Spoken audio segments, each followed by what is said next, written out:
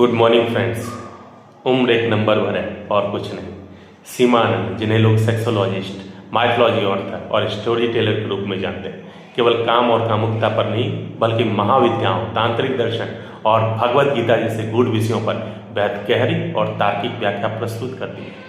उनकी पुस्तक मोहक कलाएं इस समय इसलिए चर्चित है क्योंकि वह काम वासना को केवल वासना नहीं बल्कि चेतना, ऊर्जा और मानवीय संबंधों के संदर्भ में देखती है।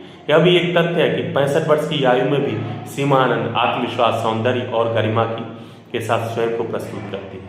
लेकिन समस्या यहाँ उनकी उम्र, सुंदरता या विषय नहीं है। समस्या हमारी नज़र है।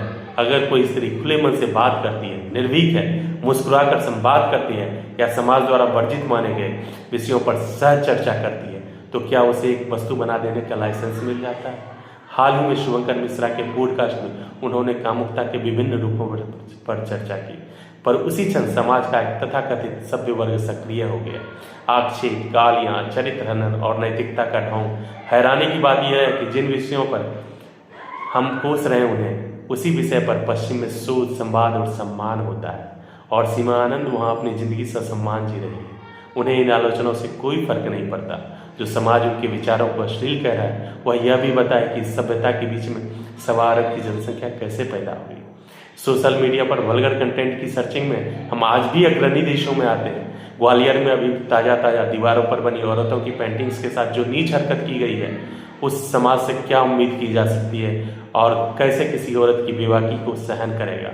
किसी का निजी वीडियो वायरल करने की प्रतियोगिता दिखाई देती है।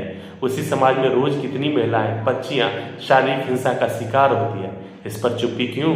सोशल मीडिया पर, प्लेटफॉर्म पर कितनी गंदगी भरी पड़ी है और लाखों में दर्शक हैं। यहाँ पे ज्ञान जरूरी हो जाता है कि आत्ममंथन से बोलने वाले को नहीं, सुनने वाले को भी करना चाहिए। शायद समस्या स्त्री की स्वतंत्रता नहीं, समस्या हमारी असहज मानसिकता है। Thank you.